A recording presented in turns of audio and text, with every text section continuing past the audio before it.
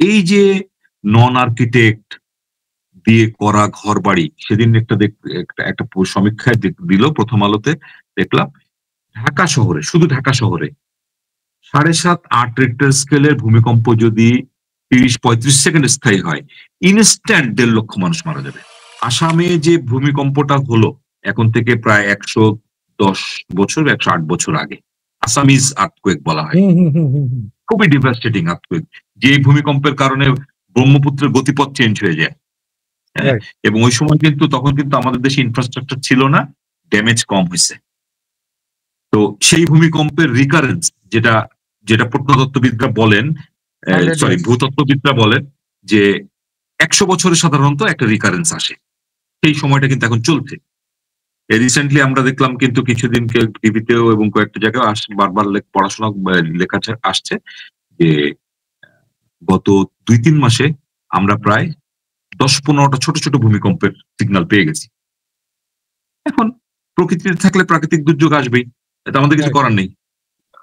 ভূমিকম্প আসলে আসবে, আমরা তো এটা ভূমিকম্প এমন জিনিস থামানো যায় না, সাইক্লোন থামানো যায় না, কিন্তু আমাদের প্রস্তুতি কি? এখন আমাদের তো কোনো নীতিমালা নেই, আর্কিটেক্টস অ্যাক্ট নাই। একটা মানুষ, সে ধরেন একটা আর্কিটেকচারাল অফিসে চাকরি করছে, ড্রাফটসম্যান হিসাবে হোক কিছু একটা, সে মোটামুটি 1-2-4-5 বছর চাকরি করে বুঝে গেছে ঘটনাটা কি, সে একটা কার্ড ছাপায় কিন্তু নিজের আর্কিটেক্ট পরিচয় দিয়ে ধরেন তার এলাকায় গিয়ে সে প্র্যাকটিস শুরু করে দিল। ক্লায়েন্টদের সমস্যা যেটা হয় আমাদের দেশে, আমি আমার ব্যক্তিগত জায়গায় আমি অনেক এডুকেটেড লোকরে পাইছি, সে একটা কোটি টাকার কাজ করতে দেওয়ার সময় একটা লোকের সাথে কথা হচ্ছে, হ্যাঁ একটা মানুষের কথায় অনেক সুন্দর থাকতে পারে, কথায় বাকপটু হইতে পারে, কিন্তু আমি যখন তার সাথে একটা কোটি টাকার ডিলে যাব, যেহেতু আমার ওইখানে এরকম কোনো প্যারামিটার নাই, সে কিন্তু এটা ভেরিফাই করতে পারতো যে এই লোকটাকে আসলেও আর্কিটেক্ট নাকি আমি তাকে যে কাজটা দিচ্ছি, এবং দেওয়ার পর সে কনস্ট্রাকশন করে তারপরে যখন বুঝছে যে মাখায় গেছে, সে কিন্তু তখন হারিকেন দিয়ে আর্কিটেক্ট খুঁজতেছে। আমি দেখছি ঢাকার বাইরে কোনো প্রজেক্ট আসলেই যখনই বলে ডিজাইন করাই আনছি, আমাদের কাছে দেখাইতেছে যে ভাই আমি ডিজাইন করে নিয়ে আসছি। তো আমার কাছে যে বইটা হাতে ধরে দেখেন, এটা একটা স্ট্রাকচারাল ডিজাইনের বই, বেসিক্যালি স্ট্রাকচারাল ডিজাইনের বই, ওর মধ্যে 1-2টা ফ্লোর প্ল্যান থাকে। তা মানুষের কিন্তু মাইন্ডসেট এইটাই যে এইটাই ডিজাইন। কয়েকজন ছেলে অথবা মেয়ে প্রপার আর্কিটেকচারের বিষয়গুলোকে আসলে ধারণ করতে পারে, এটা তো একটা সোসাইটিকে সার্ভিস দেওয়ার প্রফেশন। এখানে কিন্তু বিশাল একটা মেজর বাংলাদেশের মানুষের লাইফ টাইম ইনভেস্টমেন্ট, মেজর মানুষের একটাই বাড়ি বানায়। আমরা যদি নর্মালি চিন্তা করি, এই একটা বাড়ি একজন আর্কিটেক্ট ডিজাইন করবে, সেই আর্কিটেক্টের ওই মাইন্ডসেটটা কি আসলে তৈরি করা হচ্ছে কিনা। আমাদের মূল চ্যালেঞ্জ হয়ে যায় ক্লায়েন্ট, হ্যাঁ ক্লায়েন্ট একটা নিজেই চ্যালেঞ্জ হয়ে যায়। তো ওনাদের এইটা আমাদেরকে আস্থায় নিতে হবে, আমাদেরকে আস্থায় নিলে ওনাদের সবসময় লাভ। আর্কিটেক্টকে আস্থায় নিলে আর্কিটেক্ট, ওই যে একটা ধারণা আছে যে আর্কিটেক্ট হয়তো খরচ 2 টাকা বেশি করায় না করায়, কি নেয় না নেয়, অমুক তমুক ভাষা বুঝি না, এটা সেটা। আর্কিটেক্টেরও উচিত, আমাদের এখন উচিত, আমাদের সব যে এটা করতে হবে যে আমাদেরকে ওনাদের লেভেলে আসতে হবে, ওনাদের ভাষাটা ইম্পর্টেন্ট। আমরা আর্কিটেক্টরা করি কি, আমরা অনেক বেশি এই যে এস্থেটিক্স, টেস্ট, হ্যাঁ এইটা ওইটা নিয়ে আমরা এত বেশি অকুপাইড থাকি, সাধারণের ল্যাঙ্গুয়েজটা আমরা নিতেই চাই না। হতে পারে উনি ভুল, আমরা ডাক্তারের কাছে যেয়ে কিন্তু অদ্ভুত অদ্ভুত প্রশ্ন করি। এই সেদিন আমাকে একজন আমেরিকা, আমার এক বন্ধু আমাকে বলতেছে যে তার মাকে নিয়ে ডাক্তারের কাছে গেছে, যাওয়ার পরে ওই আন্টি ইংরেজি পারেন না, তো এখন ওই ডাক্তারকে বলতেছে যে তোমার কি সমস্যা বলো। তো আন্টি তো লাজুক, ইংরেজি পারে না, ডাক্তার আবার আমেরিকান, তো বলছে আমার তো তুই জানিস আমার গা জ্বালা পোড়া করে। এখন গা জ্বালা পোড়া করে, এই গা জ্বালা পোড়া করার তো ইংরেজি প্রপারলি হচ্ছে না। আসসালামু আলাইকুম, আশা করি সবাই ভালো আছেন। আজকের পডকাস্টটা একটু অন্যরকম হচ্ছে। আমার এই চ্যানেলে অনেকেই আর্কিটেকচার পড়ার বিষয় নিয়ে, স্থাপত্য পড়াটা কি, স্থাপত্য পড়ার খরচপাতি, এই প্রফেশনটায় কাদের আসা উচিত, এরকম নানা রকম প্রশ্ন বিভিন্ন সময় করেন। তো আজকে ভাবলাম একজন এই বিষয়ে ভালো অ্যাডভাইস করতে পারবে এরকম একজনকে আমন্ত্রণ জানাই। আজকে আমাদের সাথে আছে আমার বড় ভাই আর্কিটেক্ট আশিক ইকবাল। আশিক ভাই টিচিং এর সাথে জড়িত, প্যারালালি উনি প্র্যাকটিস করেন। আমি আশিক ভাইকে বলবো ওনার পরিচয়টা দিতে, তারপর আমরা পডকাস্ট শুরু করতেছি। আসসালামু আলাইকুম আশিক ভাই, কেমন আছেন? ধন্যবাদ নিলয়, এই তো আছি ভালো ইনশাআল্লাহ, তুমি কেমন আছো? এই তো ভাই আপনাদের দোয়ায়। তোমার এটা তো আমরা স্থপতি আর্কিটেক্টরা তো দেখি অনেক মানুষরাই দেখে। আর তোমাকে প্রথমেই কংগ্রেচুলেশনসটা একটু আরেক মানে এমনি তো দিছি, কিন্তু একটু আলাদাভাবে দিয়ে রাখি। ওই যে তোমার পিছনে সিলভার বাটনটা, হ্যাঁ, এটা কিন্তু তোমার অর্জন, কিন্তু আমাদের সবার প্রাইড। Thank you. তো এটা আমাদের খুব ভালো লাগছে আর কি। তো এটা দরকার ছিল, কারণ ওই যে তুমি যে বিষয়টা আজকে প্রসঙ্গটা আনছো, সেই প্রসঙ্গেই এটা আসলে কানেক্ট করে যে আর্কিটেকচার কি শুধুমাত্র কাগজপত্র খাতাপত্রের মধ্যেই আটকে থাকবে, নাকি আরেকটু বড় পরিসরে কোথাও বের হবে কিনা। তো আমার পরিচয়, আমি নিলয়ের বড় ভাই।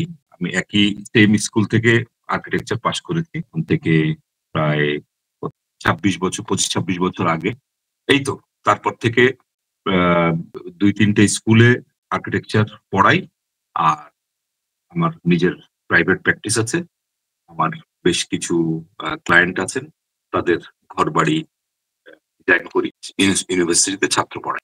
এই হলো আমার পেশা, আর এটাই আমার নেশা বলতে পারি। না এই হলো অফিসিয়াল ইন্ট্রোডাকশন আর কি।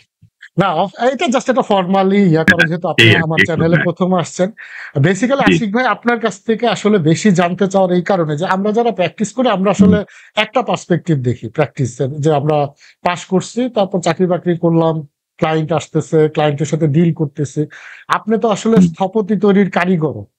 এখন এই যে আমাদের সময় আমরা যখন আর্কিটেকচার পড়লাম, আমাদেরও টিচার ছিল, আমরা এক সময় একটা প্যাটার্নে আর্কিটেকচার প্র্যাকটিস, তখন তো আপনারা তো আরো আগে, আমরা তো অনেক পরে আপনাদের।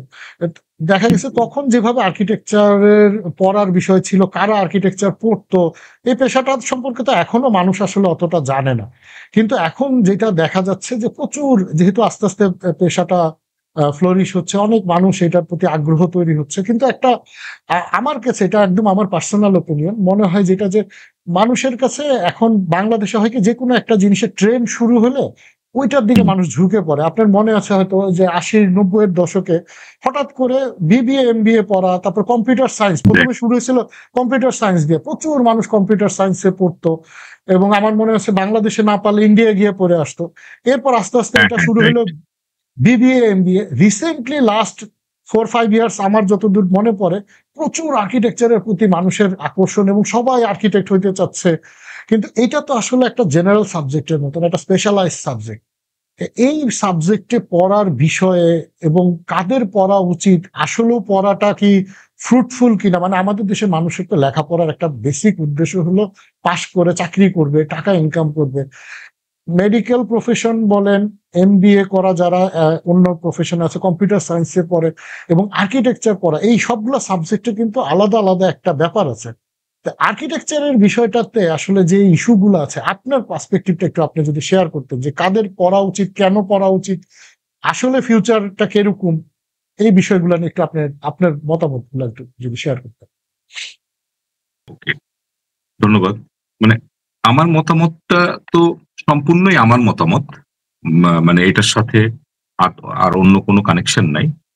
কারণ আমার মতামতের সাথে আমার ব্যক্তিগত অভিজ্ঞতাটাই আসলে আমার মতামতের বুনিয়াদ।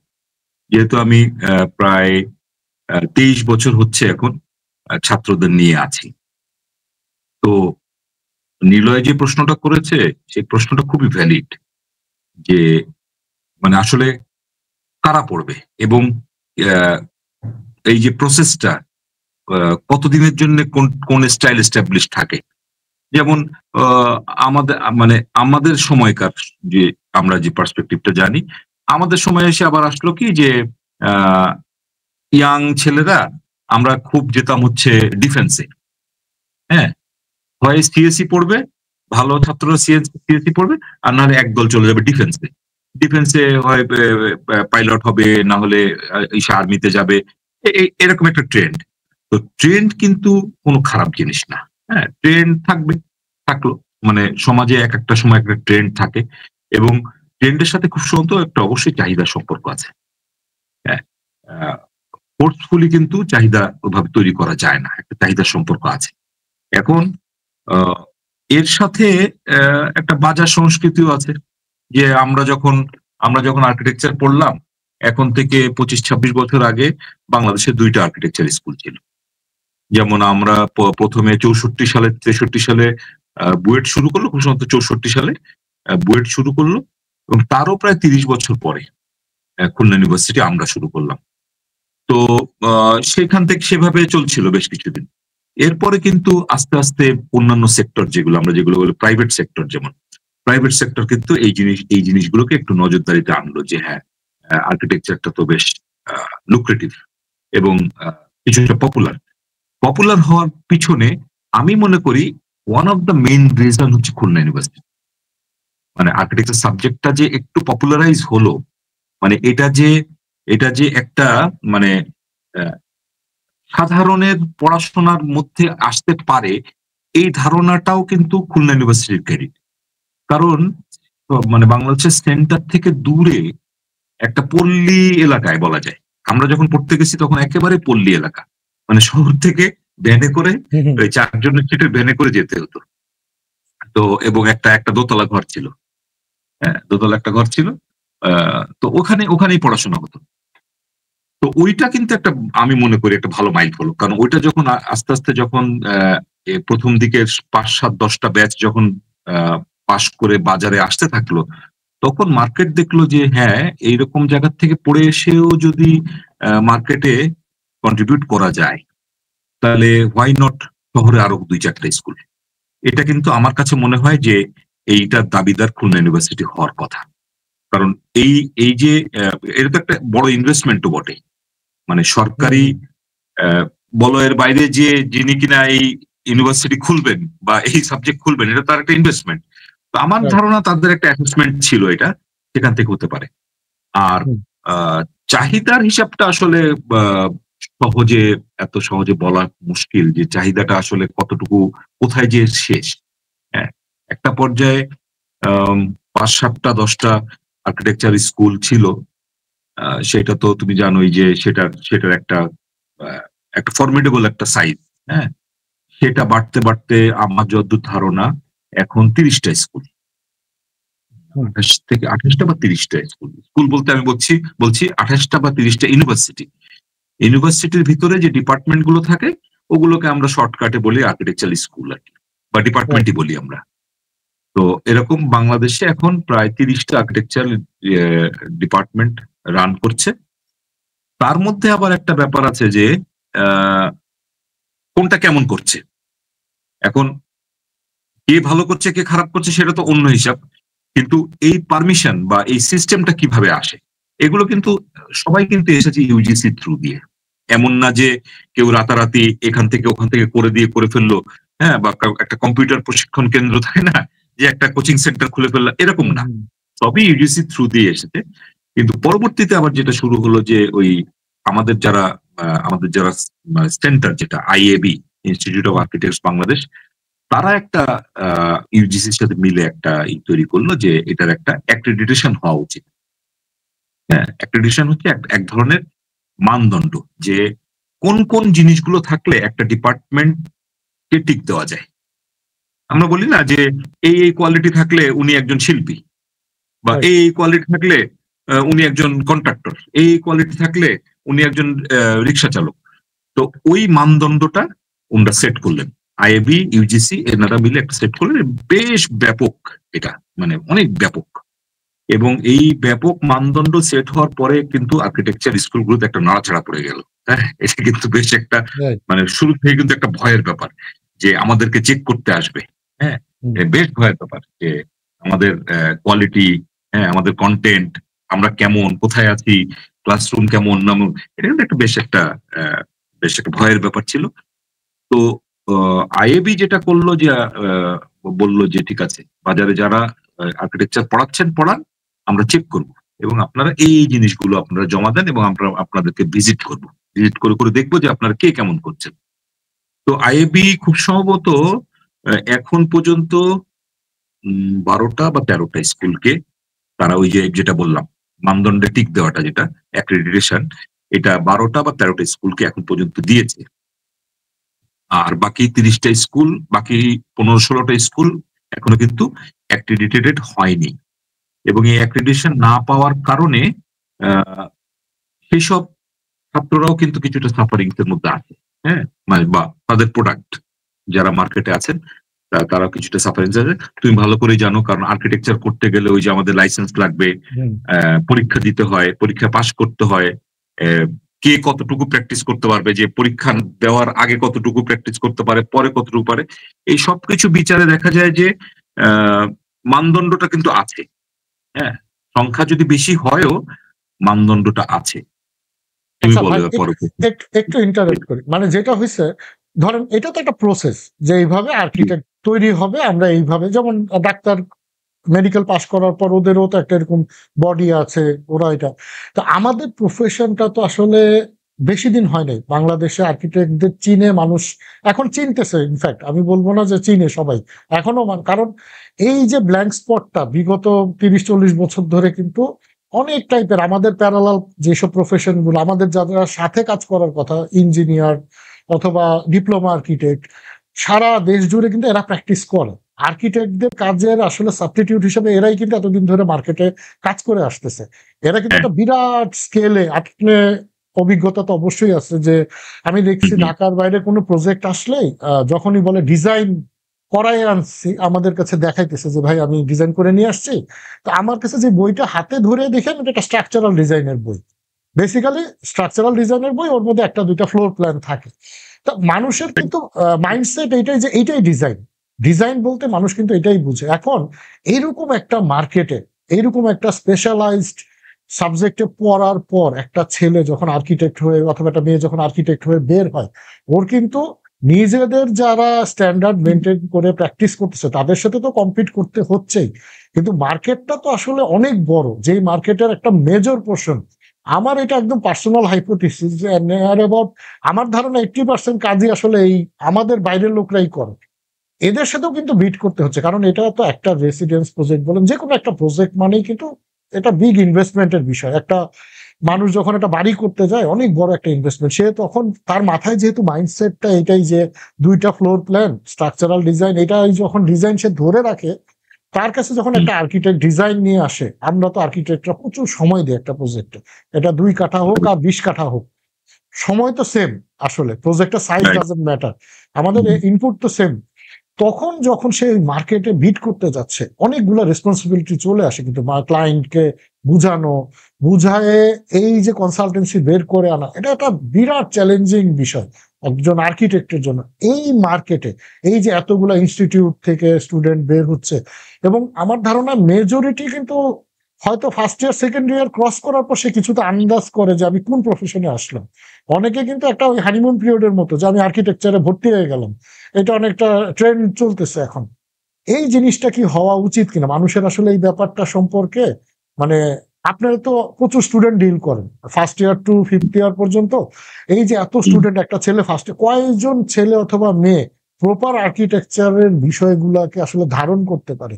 মেজরিটি কি এখন এক্রিডিয়েশনের প্রসেস বলেন, ইউনিভার্সিটির বলেন, এগুলো তো একটা টেকনিক্যাল প্রসেস, এখানে টাকা দিয়ে পড়তেছে, সবকিছু হয়ে যাচ্ছে, কিন্তু এটা তো একটা সোসাইটিকে সার্ভিস দেওয়ার প্রফেশন। এখানে কিন্তু বিশাল একটা মেজর বাংলাদেশের মানুষের লাইফ টাইম ইনভেস্টমেন্ট, মেজর মানুষের একটাই বাড়ি বানায়। আমরা যদি নর্মালি চিন্তা করি, এই একটা বাড়ি একজন আর্কিটেক্ট ডিজাইন করবে, সেই আর্কিটেক্টের ওই মাইন্ডসেটটা কি আসলে তৈরি করা হচ্ছে কিনা, অথবা হয় কিনা? এবং এই যে এই কনটেক্সটে এসে একটা ছেলে দেখেন নিজেদের সাথেও ফাইট করতে হচ্ছে, ওর ফেলো আর্কিটেক্টদের সাথে, আবার একটা বিরাট স্কেলের পিপল যারা কিনা এই প্রফেশনের না, যারা সস্তায় বাড়ি ডিজাইন করে ফেলতেছে, ওর সাথেও কিন্তু ওরা ফাইট করতে হচ্ছে। ওর তো কাজ করে খাইতে হবে আলটিমেটলি। দিন শেষে আমরা প্র্যাকটিস যারা করি, আমাদের তো টাকা উপার্জন করতে হয়, যতই লাল গল্প বলি, তখন কিন্তু এই মার্কেটে একটা ফাইট হয়। এই বিষয়টারে আপনি কিভাবে ব্যাখ্যা করবেন? আচ্ছা, তোমার প্রশ্ন তো মানে খুবই ব্যাপক প্রশ্ন, কোন সাইড থেকে কোনটা ধরবো। আমি কয়েকটা নোটস নিয়ে নিছি, এই জন্য কথা ফাঁকে ফাঁকে নোটস নিচ্ছিলাম আর কি। আচ্ছা, এখন আমি তো একটা জিনিস মনে করি যে যে ছাত্র যারা পড়তে আছে, সে তো ছাত্রই, তার তো পড়ার অধিকার আছে, পড়াশোনা করার অধিকার আছে। আর যদি আরেকটু অন্যভাবে দেখি, যে একটা অনার্স ডিগ্রি নেওয়া বাংলাদেশের পার্সপেক্টিভে যেন খুব জরুরি। সেই অনার্স ডিগ্রিটা আর্কিটেকচার হতে পারে, সিভিল ইঞ্জিনিয়ারিং হতে পারে, বিবিএ হতে পারে। আমাদের বাবা মায়ের মধ্যে একটা অনার্স ডিগ্রি আর্ন করা, হ্যাঁ, হুম। এটা একটা মানে খুব চাহিদা সম্পন্ন একটা, হ্যাঁ, যে এটা একটা অনার্স অনার্স হয়ে গেল। এই অনার্স করে কি হবে না হবে এইটার হুম। এইটার চিন্তাটা আবার পরের লেয়ারে আসে। তো এটা যদি আবার আমাদের পার্শ্ববর্তী দুই একটা দেশে দেখি, ওরা কিন্তু ওই ছাত্রদের কোয়ালিটি, কি পারে না পারে এগুলো কিন্তু সেইভাবে মানে সিস্টেমেটিক ওয়াইজ তারা সেভাবে সেই লাইনে যায়, এবং দেখা যায় যে তাদের কিন্তু কারিগরি শিক্ষা লাইনে অনেক ছাত্ররা পড়াশোনা করে, হুম। এবং যেটা সত্যি কথা বলতে তাদের ইকোনমিতে খুব বেশি ইম্প্যাক্ট করে। হ্যাঁ, আর আমাদের এখানে ট্রেন্ডটা এরকম। এটা আসলে এটা আমাদের আমাদের বাপ-দাদার আমল থেকেই সেট করা যে ইউনিভার্সিটি ডিগ্রি লাগবে। তো ইউনিভার্সিটি ডিগ্রি যেমন ওই যে শিক্ষার হার যেহেতু বেড়ে গেছে, ইউনিভার্সিটি সংখ্যা বেড়ে গেছে। বেড়ে যাওয়ার কারণে এখন ওই যে একটা অনার্স ডিগ্রি লাগবে এই। আর আ কারা পারবে কারা পারবে না। মানে কম্পিট করতে পারা না পারাটা আসলে খুবই, আমি মনে করি খুব ইম্পোর্টেন্ট কিছু না। কারণ যে পারে না সে ঝরে যাচ্ছে। হ্যাঁ? ঝরে গেলে আ ঝরে যাওয়াটা সম্পূর্ণই তার ব্যাপার। পড়তে আসাটাও সম্পূর্ণ তার ব্যাপার। কিন্তু আ ঝরে গেলে কোনো ক্ষতি নেই। ওই ব্যক্তি বা ওই পরিবারের ছাড়া সমাজের কোনো ক্ষতি নেই, লাভ। ঝরে যাওয়াতে মানে ওই যে যেটাকে আমরা বলি ড্রপ আউট। তো ড্রপ আউটে কোনো ক্ষতি নেই। বা যদি এমনও হয় যে সবকিছু শেষ করলো, প্র্যাকটিসে আসলো, প্র্যাকটিস করার পরেও কিন্তু তুমি ভালো করে জানো প্র্যাকটিস করার পরেও কিন্তু অনেকে লাইন সুইচ করে, পারে না, চলে যায়। এটা খুবই ডিমান্ডিং প্রফেশন, যেটা তুমি বলছো যে খুবই ডিমান্ডিং প্রফেশন। তো মূল চ্যালেঞ্জটা হয়ে যায় আমার মনে হয় ক্লায়েন্ট। মূল আমাদের আমাদের বাংলাদেশের প্র্যাকটিসের সবচেয়ে বেশি বড় চ্যালেঞ্জ হচ্ছে আমাদের ক্লায়েন্ট। ক্লায়েন্টরা হয় কি, আ মানে আমরা নিজেরাও তো অনেক সময় একটা ওই যে খুব হাই ডোজের অ্যান্টিবায়োটিক, দাঁতে ব্যথা, অমুক-তমুক, আমরা কিন্তু স্বীকার করি না। কিন্তু আমরা কিন্তু হুম। দেখি কি আমরা ওই যে মানে ১,৫০০ মিলি এমজি র একটা অ্যান্টিবায়োটিক ৭ দিন একেবারে। আমরা কিন্তু খেয়ে ফেললাম। হুম। হ্যাঁ? হুম। ডাক্তার সাহেবের কাছে গেলাম না। এই অ্যাটিটিউড আমাদের সব ক্লায়েন্টের মধ্যে আছে। মানে একদম সব এডুকেটেড ক্লায়েন্ট থেকে শুরু করে একদম সব। এখন যেটা হয় কি যে নিজের বাসা নিজে বানায় ফেলবে, নিজে তৈরি করে ফেলবে। তো এই জিনিসটা একটা টেনডেন্সি আছে। এই টেনডেন্সি যতদিন থাকবে ততদিন আর্কিটেকচার প্রফেশন কিন্তু এরকমই সবসময় একটা চ্যালেঞ্জ, হ্যাঁ? একটা এক্সট্রা চ্যালেঞ্জ। সব প্রফেশনে চ্যালেঞ্জ ফুল। কিন্তু আমাদের একটা এক্সট্রা চ্যালেঞ্জ নিতে হয়। কারণ আ স্বাভাবিকভাবেই আমরা তো একেবারে সেই সৃষ্টি শুরু থেকেই ঘরবাড়ি নিজে বানায় অভ্যস্ত।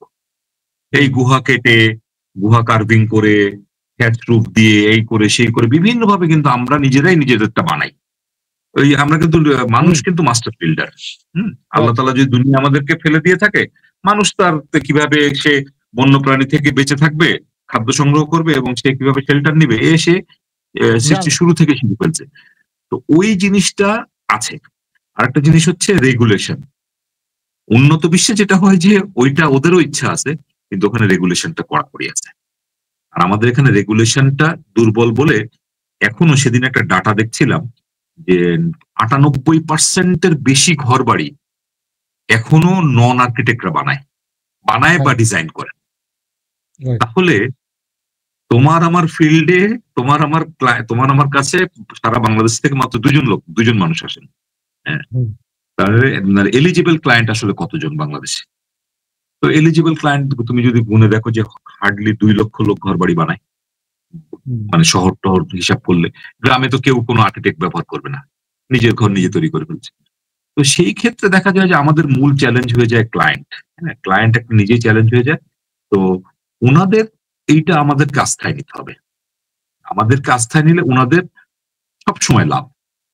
আর্কিটেক্টকে আস্থায় নিলে আর্কিটেক্ট ওই যে একটা ধারণা আছে যে আর্কিটেক্ট হয়তো খরচ ৳২ বেশি করায়, না করায়, কি নেয় না নেয়, অমুক-তমুক ভাষা বুঝি না, এটা সেটা। আর্কিটেক্টেরও উচিত, আমাদের এখন উচিত আমাদের সব যে এটা করতে হবে যে আমাদেরকে উনাদের লেভেলে আসতে হবে। উনাদের ভাষাটা রাইট। ইম্পোর্টেন্ট। আমরা আর্কিটেক্টরা করি কি আমরা অনেক বেশি এই যে এস্থেটিক্স, টেস্ট, হ্যাঁ? এইটা ওইটা নিয়ে আমরা এত বেশি অকুপাইড থাকি। সাধারণের ল্যাঙ্গুয়েজটা আমরা নিতেই চাই না। Right. হতে পারে উনি ভুল। আমরা ডাক্তারের কাছে যেয়ে কিন্তু অদ্ভুত, অদ্ভুত প্রশ্ন করি। হুম। এই সেদিন আমাকে একজন আমেরিকা আমার এক বন্ধু আমাকে বলতেছে যে তার মাকে নিয়ে ডাক্তারের কাছে গেছে। তো যাওয়ার পরে ওই আন্টি ইংরেজি পারেন না। তো এখন ওই ডাক্তারকে বলতেছে যে বলছে যে তোমার কি সমস্যা বলো। তো আন্টি তো লাজুক ইংরেজি পারে না, ডাক্তার আবার আমেরিকান। তো বলছে আমার তো তুই জানিস আমার গা জ্বালা পোড়া করে। এখন গা জ্বালা পোড়া করে, এই গা জ্বালা পোড়া করার তো ইংরেজি প্রপারলি হচ্ছে না। হ্যাঁ, কিন্তু ডাক্তারকে তো বোঝাতে হবে। তখন আমার ওই বন্ধু উনার কাছ থেকে শব্দটা নিয়ে ডাক্তারের কাছে বলল এবং ওই আমেরিকান ডাক্তার কি সুন্দরভাবে উনাকে এই যে গা জ্বালা পোড়া করে কেন করে, মানে উনাকে তো বলতে পারলো, উনার ছেলেকে সুন্দরভাবে ডিসক্রাইব আমাকে বলল যে এইটা হচ্ছে এই কারণে হয়, হরমোন জনিত কারণে হচ্ছে, হ্যাঁ, উনার বার্নিং সেন্সেশন হচ্ছে, উনার ইচিং হচ্ছে, হ্যাঁ, এই বয়সে এইটা হয়, ওই বয়সে এটা হয়, এই বলে বলে বলে উনাকে এই দিল এবং বললো কি সাধারণ একটা ওই যে ওভার দ্য কাউন্টার মেডিসিন, হ্যাঁ, ওভার দ্য কাউন্টার মেডিসিন একটা সাধারণ, বললে এটা উনি যখন এরকম হবে তখন উনি খাবেন। বললো যে এই সেশনটা ওই ডাক্তার সাহেব আমাকে প্রায় 2 ঘন্টা দিলেন। তো যেহেতু এই যে ভিন্ন দেশ, ভিন্ন চামড়া, ভিন্ন ভাষা, তাহলে ওই ভাষাটাকে তাকে বুঝতে হয়েছে। Right. তা আমাদেরও আমাদের দায়িত্বের জায়গাটা এটা খুব ইম্পর্টেন্ট যে আমরা আমাদের ক্লায়েন্টের ভাষা বুঝি না। আর ক্লায়েন্টের নিডটা আমরা অনেক সময় নিডটাও বুঝি না। উনি বলেনি কিন্তু যে ভাই আমার 5টা বেডরুম লাগবেই। আমরা কিন্তু আবার অনেক সময় টপ ডাউনও করে ফেলি। না, না ভাই আপনি 3 বেডরুম রাখেন। কিন্তু উনার ওই ফ্যামিলি স্ট্রাকচার হয়তো 5টাই লাগবে। হুম। হ্যাঁ? ওখানে আমরা অনেক সময় একটু করি। আর ক্লায়েন্টদের ক্ষেত্রে যেটা আছে যেটা হচ্ছে যে উনাদের তো আসলে ইনভেস্টমেন্ট। অনেক টাকার ইনভেস্টমেন্ট। একটা ইদানিং কালে যে খরচ, একটা 3 কাঠা জমিতে G+6 একটা বিল্ডিং তুলতে গেলে 4 কোটি টাকা, 4.5 কোটি টাকার উপরে লেগে যায় লিফট টিফট সহ। তো তারাও এটা তাদের লাইফ টাইম ইনভেস্টমেন্ট, যেটা তুমি বললে যে লাইফ টাইম ইনভেস্টমেন্ট যখন, সেখানে কিন্তু তারা খুবই সাবধানী থাকে। তো সব মিলায় আসলে এখানে আসলে মানে না কোনো পক্ষ বের করাটা খুব ডিফিকাল্ট। তবে রেগুলেটরি বডি যদি প্রপারলি কাজ করত, এই যে বাংলাদেশে যেমন ওষুধ প্রশাসন একটা ব্যাপার আছে, তারা মাঝে, মাঝে একটা ড্রাইভ দেয়। এই ম্যাজিস্ট্রেট দিয়ে হঠাৎ করে কিছু ফার্মেসি গুলোতে একটু ড্রাইভ দেয়। 7 দিন 10 দিন ভালো থাকে, তারপরে যা তাই। এই রাজুক থেকে কয়েকবার দেখা যায় যে কিছু টুলডোজার নিয়ে কয়েকজনের ঘরবাড়ি বারান্দা ভেঙে যায়। পুরা দেশ চুপচাপ শান্ত থাকে। আবার 2 মাস পরে আবার যে যার মতো। না, এইটা এই আসলে প্রবলেমটা ভাই, এই যে এই প্রবলেমটার কিন্তু আরেকটা অল্টারনেট সলিউশন আছে। যেহেতু আমাদের দেশে আইনের ব্যাপারগুলো তো আমরা জানি। যেমন আমার কিছু অভিজ্ঞতা আমি দেখছি যে ধরেন আমি একটা প্রজেক্ট করতেছিলাম। ডিজাইনের চাইতে ক্লায়েন্টের কমপ্লিট হওয়ার পর আমি ওনারা বারবার বলতেছিলাম আপনার জানালাগুলা এই টিপিক্যাল থাই জানালা না দিয়ে আপনি সুইং জানালা দিয়েন। হ্যাঁ, ওই প্রজেক্ট কমপ্লিট হওয়ার পর ক্লায়েন্টের অ্যাসেস্টিক নিয়ে কোনো মাথা ব্যথা নাই। সে জানলা খুললে ভাই বাতাসে তো উড়াই নিয়ে যাচ্ছে, সে কি খুশি। এবং সে ওই যে সেটব্যাক 2 জায়গায় যে ছাড়ছে, সে সারাক্ষণ বলে ভাই বুদ্ধি করে জায়গাটা ছাড়াতে বাতাসটা ঢুকে। অথচ এই ক্লায়েন্টই কিন্তু আমার কাজ শুরুর সময় বলছে আমি যে জায়গাটা ছাড়বো ভাই আমার পাশের লোক তো জায়গা ছাড়ে নাই, আমি ছাড়লে তো ও বাতাস পাবে। মানে এই যে সাইকোলজিক্যাল একটা ব্যাপার, আমি ছাইড়া দিলাম। হ্যাঁ, কিন্তু যখন সে আমি তো লাইনে ছিলাম যে না আপনার ছাড়তেই হবে, নাহলে আমি ডিজাইন করবো না। এরকম করতে করতে সে যখন কমপ্লিট হয়েছে সে কিন্তু রিয়েলাইজ করছে। এবং আমি দেখি সে ওই যে একদিন তার পাশে আড্ডা দিচ্ছে, আরেক লোক আসছে, সে আমার রেফার করতেছে, জায়গা জায়গা ছাইরেন, বাতাস টাতাস দেখছেন কি আলো বাতাস। এই যে এটা কিন্তু একটা সোশ্যাল রেসপন্সিবিলিটির আর্কিটেক্টদের জায়গা আছে। আমি আপনার ওই প্রশ্নটা করলাম কেন, আমি অনেক আর্কিটেক্টর দেখছি যে কমার্শিয়ালাইজেশনে গিয়ে বেশি কথা বাড়ায় না, কাজটা চলে যাবে যা চাইতেছে দিয়ে দিতেছে। এই জিনিসগুলো, এই যে একটা আর্কিটেক্ট তৈরি করার প্রসেসটা, আমি এই জন্য প্রশ্নটা আপনার আসলে করছি কেন, এই যে ধরেন সব ইনস্টিটিউটেই তো আসলে টিচাররা পড়াচ্ছে একটা প্রসেস, এবং আমরা যখন আর্কিটেকচার পড়তে যাই আমারও তো আসলে আর্কিটেকচার কি জিনিস আমি তো ওইভাবে জানি না। প্রথম দিকে আমারও কিন্তু লাল নীল সবুজ লাইট দেখলে খুব ভালো লাগতো, বারান্দায় বিভিন্ন রকম কালারফুল লাইট, মানে অনেক সুন্দর। অ্যাস্থেটিক্স জিনিসটা তো আস্তে আস্তে ডেভেলপ করে আমাদের। এই যে আপনি বললেন, আমি কিন্তু ক্লায়েন্টের এই পিকুলিয়ার শখ আহ্লাদ গুলার আমি খুব গুরুত্ব সহকারে শুনে ওনারে বুঝাই যে না এটার এই সমস্যা। আমিও শুনি মানে হ্যাঁ, কোনো ক্লায়েন্টের পিকুলিয়ার সকালকে উড়ায় দেওয়া ঠিক না। উড়াই দেওয়া ঠিক না, ওইটাই তার ড্রিমটা জানতে এটা। হবে রাইট, নিশ্চয়ই নিশ্চয়ই উনার ব্যাক অফ দ্য মাইন্ড উনার কোনোদিন একটা ইচ্ছা আছে, বা রাইট, ওনার কোনো একটা গল্প আছে। হ্যাঁ, রাইট। ওটা আমরা জানার চেষ্টা করি না, হুম, অনেক এটাই। ক্ষেত্রে করি না, অনেক আর্কিটেক্ট করেন এটা। ওই যেটা বললো যে কমার্শিয়ালাইজেশন যেটা করে এটা। আরেকটা যেটা হয়েছে যে আমরা তো আর্কিটেক্ট বলি, ডক্টর বলি, লয়ার বলি, যারাই বলি না কেন, আমরা তো আসলে এক ধরনের এডুকেটর। হুম, মানে আমরা যে টিচিং করছি যে আমরাই যে শুধু এডুকেটর তা না, রাইট, প্রত্যেক প্রফেশনাল পার্সন একজন এডুকেটর। অবশ্যই। একজন, এই যে আমরা শুনি আমাদের পার্শ্ববর্তী দেশে খুব ডাক্তারদের সুনাম, হুম, শুনি যে ডাক্তাররা ওখানে গেলে রোগী ভালো হয়ে যায়। আমি আমার বাবা মাকে নিয়ে এক সময় গেছি, গিয়ে দেখলাম ওষুধপাতি সব সেম, ডায়াগনোসিস সেম। হ্যাঁ, আমাদের আমাদের কাগজপাতি দেখে। ওখানে তুমি ইচ্ছা করলে একটা আল্ট্রাসাউন্ড করাতে পারো, হুম, কিন্তু ওদের কন্ডাক্ট, যে রোগীর সাথে যে কথা বা রোগীর কাছ থেকে শোনা, এই জিনিসগুলো তারা করে কি রোগীকে একদম মোহাচ্ছন্ন করে ফেলে এবং রোগী কনফিডেন্স পায়। হুম, স্থপতি, ডক্টর, ইঞ্জিনিয়ার, এদের কাছে ক্লায়েন্ট বা রোগী বা যেই আসুক না কেন, সে আসে কনফিডেন্স গ্যাদার করতে। সে রাইট, এখান থেকে এখান থেকে ভয় পেতে আসে না। সে হুম, চায় যে হ্যাঁ, আমার আমার জমিটা এটা, আমার থেকে কনফিডেন্ট কে আসছে বেশি দেখি। তাহলে রাইট, সেই কনফিডেন্ট ব্যক্তি হচ্ছে সে। এখন ওই ব্যক্তির পক্ষে যদি কনফিডেন্ট উনার শ্বশুর হয়, তাহলে ওই হুম, শ্বশুরই স্ট্রাকচার বানায় ফেলবে। হ্যাঁ? রাইট, যদি লোকাল কন্ট্রাক্টর বেশি কনফিডেন্ট হয়, তাহলে এখন আমাদেরকে রিচ করবে কিভাবে? তাহলে কনফিডেন্ট আর্কিটেক্ট খুঁজে পাবে কোথায়? এই কনফিডেন্ট আর্কিটেক্ট খুঁজে পাওয়ার ক্ষেত্রে আবার সেই রেগুলেশন এর ব্যাপার আছে। যে আর্কিটেক্টদেরকে আরেকটু আমাদেরকে ওপেন আপ হইতে দিতে হবে। সরকারের পক্ষ থেকে বা বিভিন্ন রেগুলেটরি বডি থেকে আমাদেরকে, আমরা যে একটা প্রফেশন, আমাদের সবার তো পাকস্থলী আছে। হ্যাঁ, রাইট, উই হ্যাভ টু ইট, আমাদেরকে তো খেতে হয়। হুম, তো সেই জিনিসগুলো যেন খুব আমাদের ক্ষেত্রে বেশ একটু কড়াকড়ি যেন বেশি। হ্যাঁ? হুম, আহ, আহ, আমি আইএবি কেও বলবো যে আমাদের আমাদের আইন কানুনের ব্যাপার আরেকটু শিথিলতা দেওয়া যায় কিনা। হ্যাঁ, বিল্ডিং ডিজাইন অন্যান্য আইনের শিথিলতা যাচ্ছে না, প্র্যাকটিসের ক্ষেত্রে আরেকটু আরেকটু মানে এখন তো দুনিয়া চেঞ্জ হয়ে গেছে। হ্যাঁ, হুম, আর্কিটেকচার এআই তে চলে যাচ্ছে, হুম, জেনারেটিভ আর্কিটেকচার হচ্ছে। মানে অনেক জায়গায় আছে বড় বড় কোম্পানিগুলোতে জেনারেটিভ আর্কিটেকচার হচ্ছে, মানে প্রোটোটাইপ হাউজিং ২ রকম ৩ রকম ক্লাইমেট জেনারেশন করে দিচ্ছে। ৩০০ প্ল্যান একসাথে বের হয়ে যাচ্ছে। তো সেই যুগে আ আমাকে আরেকটু মোর ডিজিটাল হতে হবে বা আরেকটু ওপেন আপ হতে হবে আরকি। হ্যাঁ? সব পক্ষ থেকে করতে হবে। তো সেদিক থেকে ক্লায়েন্টদের ক্ষেত্রে উদ্দেশ্যে আমার একটাই বলার আ জিনিস, সবসময় আমি অফিসে আসলেও বলি যে আপনারা সবকিছু জানাবেন। হুম, লুকাবেন না। ক্লায়েন্টরা অনেকটা সময় আছেন কি যে উনারা ধাপে ধাপে কথা বলেন। হুম, ১ম এটা মিটিং একটা এ সমস্যা। একরকম, ৩য় মিটিং এ একরকম, সপ্তম মিটিং এ যে খুবই বন্ধুত্বপূর্ণ।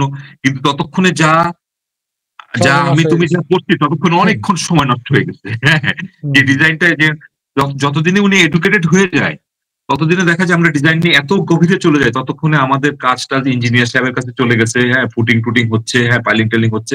তখন উনি বলে, হ্যাঁ, তোমাকে তখন বলবে, "হ্যাঁ ভাই, মনে হয় ভালোই বাতাস-টাতাস আসবে। আমি একটা বাসায় গেছিলাম।" হুম, তো আমার মনে হয় ক্লায়েন্টদের উচিত আর্কিটেক্টদের সাথে বেশি সিটিং দেওয়া। হুম, আপনারা আমাদের অফিসে বেশি আসবেন। হ্যাঁ? বেশি আসলে এটা আপনার লাভ। আর আমরা তো আপনার সার্ভিস দিতে বাধ্য। কারণ আমি তো আপনার কাছে ফিস নিচ্ছি। আর রাইট, ডাক্তারদের ক্ষেত্রে উকিলদের সাথে আর্কিটেক্টদের পার্থক্য হচ্ছে যে আমাদের তো কোনো ফোনে একটা অ্যাপয়েন্টমেন্ট নিলেই হয়। হুম, আমাদের একটা ফোনে অ্যাপয়েন্টমেন্ট নিলে হয়। আমাদের কোনো কম্পাউন্ডার নেই যে সিরিয়াল দিতে হয়, এই দিতে হয় যে হুম, এই ডেট দিয়ে যে আর্কিটেক্টের সাথে বসবেন ৩ মাস পরে ডেট। মানে বাংলাদেশের সব আর্কিটেক্ট তো আর অত বিখ্যাত না। তো হুম। সেক্ষেত্রে ক্লায়েন্টরা একটু আমাদের কাছে যদি আসেন, আম তারা যদি আ তাদের এই কথাবার্তা এই একটু আশা নিয়ে আমার একটা কথা আছে ভাই। এই যে ধরেন আপনি ডাক্তারের কথা বললেন না? আপনি তো মফস্বলে মানুষ হওয়া ছেলে। আমার মনে আছে আমার বাবা যখন খুবই মুখ চলে মানুষের কথা। আপনিও তো হ্যাঁ, ওই আগে কিন্তু সব জেলা শহরগুলোতে ওষুধের দোকানের পিছনে পর্দা দিয়ে একটা ডাক্তার বসতো। এবং কেউ গেলে ওই ওই যে ডাক্তারের কাছে গিয়ে চাইতো। লাল হ্যাঁ, রঙের রাইট। ক্রস, হ্যাঁ, ওইটা আবার সুই সুতা দিয়ে লাল কাপড় দিয়ে করা ইয়া থাকতো। করা থাকতো সুন্দর। এবং হ্যাঁ, ডাক্তার বলতে মানুষ কিন্তু ওই জায়গায় যাইতো, তারপর পল্লী চিকিৎসক ছিল। আস্তে আস্তে হ্যাঁ, এই যে বিভিন্ন পপুলার মতো যখন এরকম বিভিন্ন সেন্টার গুলা তৈরি হলো, ওরা হ্যাঁ, কিন্তু ডাক্তারদের নিয়ে আসলো যে এই ডাক্তার পিজি, এই ডাক্তার এই উমুক মেডিকেলের, এরা একটা সার্টেন টাইমে ওইখানে সার্ভিস দেয়। সাইনবোর্ড দিয়ে এবং এইখানে কিন্তু সার্টিফাইড লোক বসে। ওই ডাক্তারের নিয়ে আপনার আসলে উনার ইনকোয়ারি করার দরকার নাই, উনার আপনার সার্টিফিকেশন আছে কিনা, আর উনি আসল ডাক্তার কিনা। আপনি যাচ্ছেন, সিরিয়াল দিচ্ছেন, দেখাচ্ছেন, আপনি কিন্তু একটা প্রপার লোকের কাছ থেকে সার্ভিস পাচ্ছেন। কারণ ওই যে কনফিডেন্স বা ট্রাস্টের ব্যাপারটা পাচ্ছে ওই ট্রাস্ট ব্র্যান্ডের হয়েছে থেকে কি, পাচ্ছে। রাইট। হ্যাঁ, এখন ডাক্তারটা কিন্তু পাওয়াটা খুব সহজ, এবং এটা অথেন্টিক লোকে আপনার চিকিৎসা দিচ্ছে। হ্যাঁ, এখন ওই অথেন্টিক লোকের ট্রিটমেন্টে ভুল হইতে পারে মানুষের, ওইটা তো আরেক বিষয়, কিন্তু সে ডাক্তার জেনুইন। কিন্তু ম্যাল প্র্যাকটিস সব আর্কিটেকচারের, প্রফেশনে হতে পারে। হ্যাঁ, রাইট, হয়ে যেতে পারে। আর্কিটেকচারে যেটা সমস্যা হইতেছে ভাই, এখন আমাদের তো কোনো নীতিমালা নাই, আর্কিটেক্টস অ্যাক্ট নাই। একটা মানুষ, সে ধরেন একটা আর্কিটেকচারাল অফিসে চাকরি করছে, ড্রাফটসম্যান হিসেবে হোক কিছু একটা, সে মোটামুটি 1, 2, 4, 5 বছর চাকরি করে বুঝে গেছে ঘটনাটা কি। সে একটা কার্ড ছাপায় কিন্তু নিজের আর্কিটেক্ট পরিচয় দিয়ে ধরেন তার এলাকায় গিয়ে সে প্র্যাকটিস শুরু করে দিল। ক্লায়েন্টদের সমস্যা যেটা হয় আমাদের দেশে, আমি আমার ব্যক্তিগত জায়গায় আমি অনেক এডুকেটেড লোকরে পাইছি, সে একটা কোটি টাকার কাজ করতে দেওয়ার সময় একটা লোকের সাথে কথা হচ্ছে। হ্যাঁ, আর একটা মানুষের কথায় অনেক সুন্দর থাকতে পারে, কথায় বাকপটু হইতে পারে, কিন্তু আমি যখন তার সাথে একটা কোটি টাকার ডিলে যাব, যেহেতু আমার ওইখানে এরকম কোনো প্যারামিটার নাই, সে কিন্তু এটা ভেরিফাই করতে পারতো যে এই লোকটাকে আসলেও আর্কিটেক্ট নাকি আমি তাকে যে কাজটা দিচ্ছি। এবং দেওয়ার পর সে কনস্ট্রাকশন করে তারপরে যখন বুঝছে যে মাখায় গেছে, সে কিন্তু তখন হারিকেন দিয়ে আর্কিটেক্ট খুঁজতেছে। এরকম প্রজেক্ট আমার কাছেও আসছে, রিসেন্টলি আমরা এরকম একটা কাজ করতেছি। আচ্ছা, তখন আসার পর সে বলতেছে ভাই তখন তো বুঝি নাই আমি সে।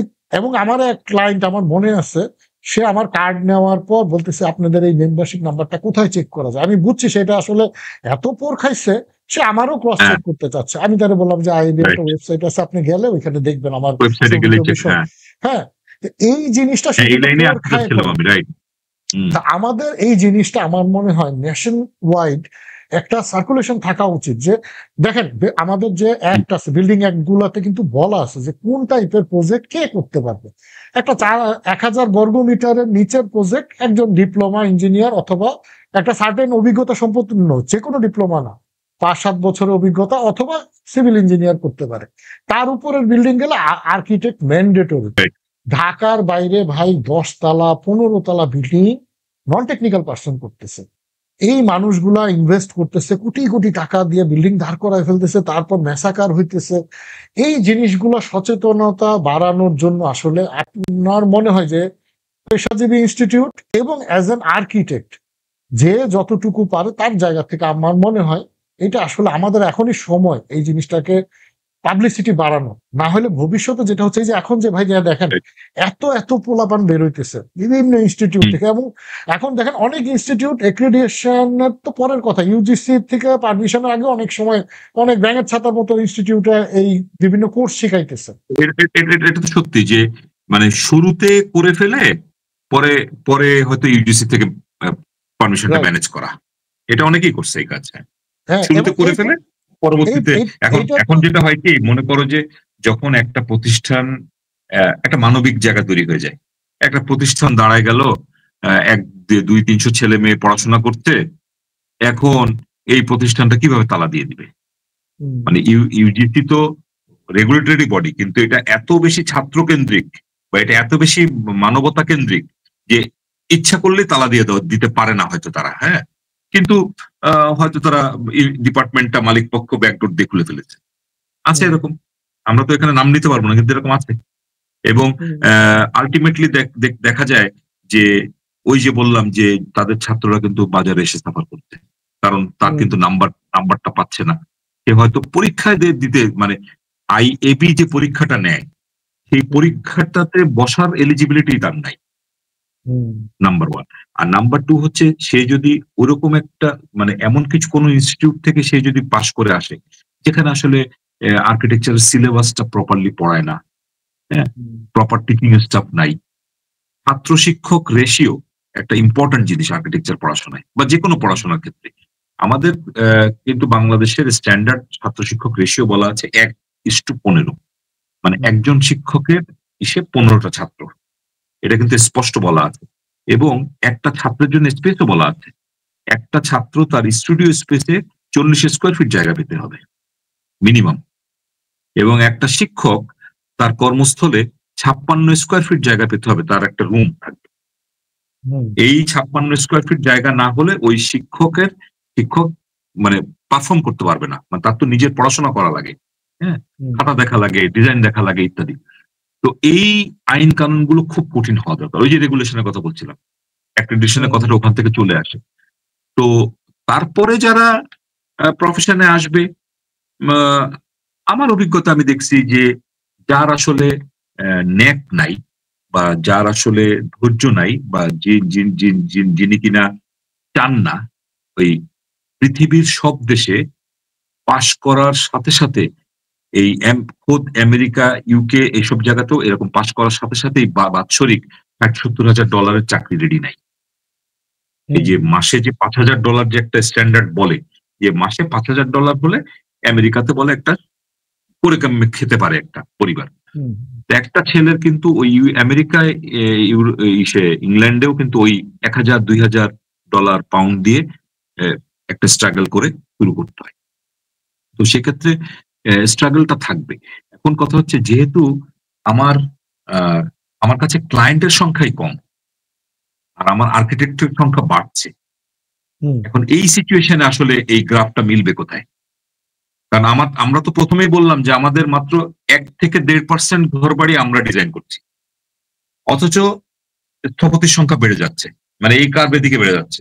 তাহলে আমরা এটাকে কোথায় গিয়ে ব্যালেন্স করব?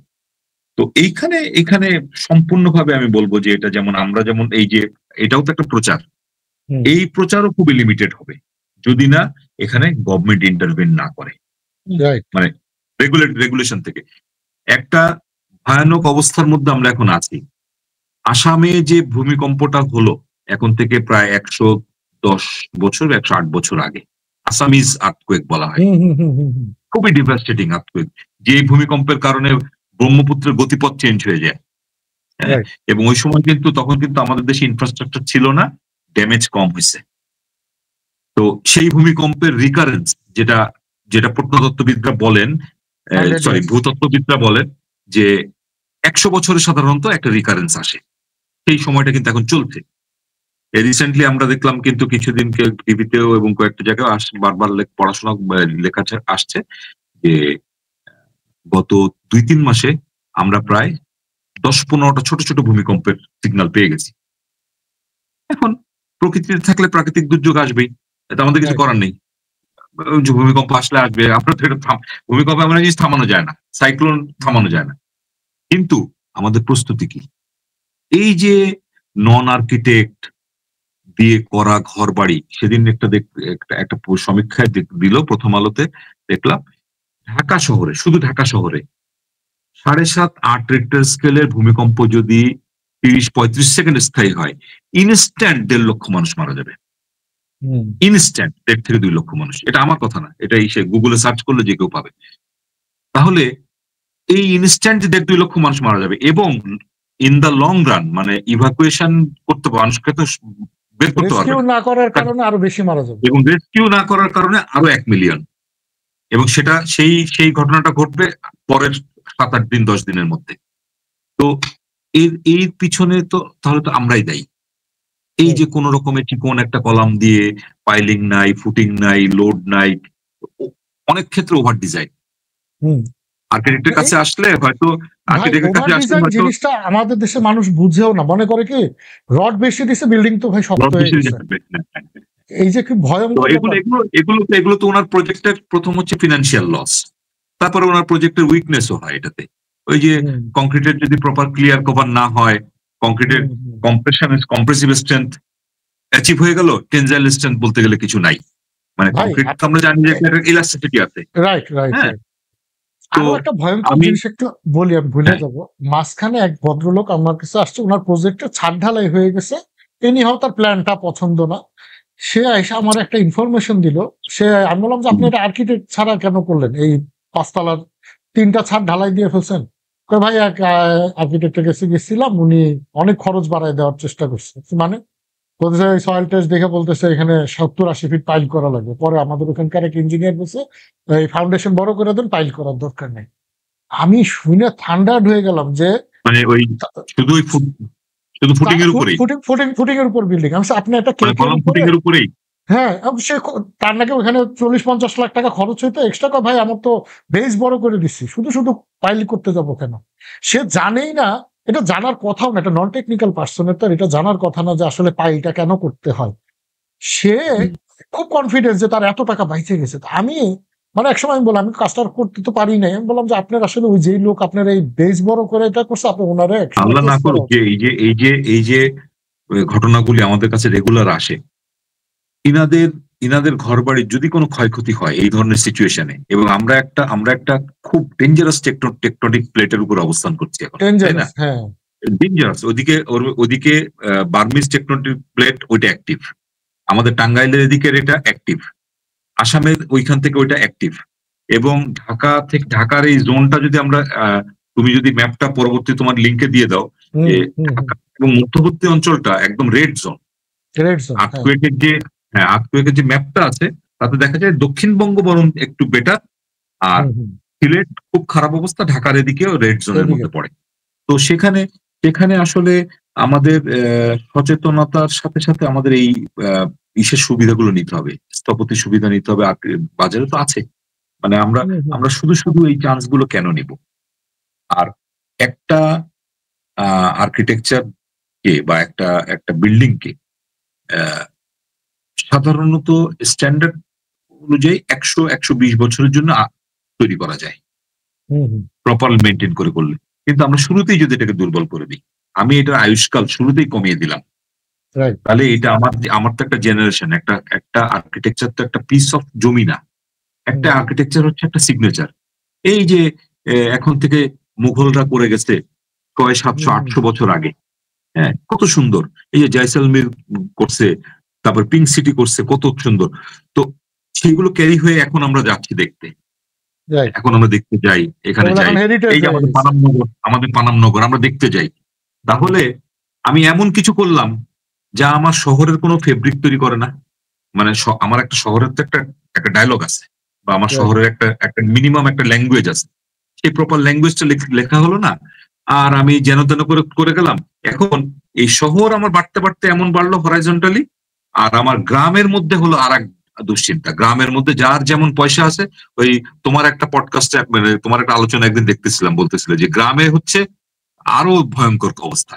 যার ভয়ঙ্কর। যেমন পয়সা, হ্যাঁ, যার যেমন পয়সা, রেমিটেন্সের টাকা যেভাবে এভাবে এসে, কারো কোনো ফুটপ্রিন্ট নেই, রুরাল প্ল্যানিং অ্যাক্ট বলে কিছু নেই। রাইট। মানে আমাদের শহরের জন্য যেমন রাজুকের এত ব্যাপার স্যাপার আছে, সিডিএ আরডিএ, কিন্তু রুরালিটির জন্য আমার আসলে আমার কোন মৌজায় কোন কোন জায়গায় কতটুকু হবে কোনো আইন কানুন কিছু নেই।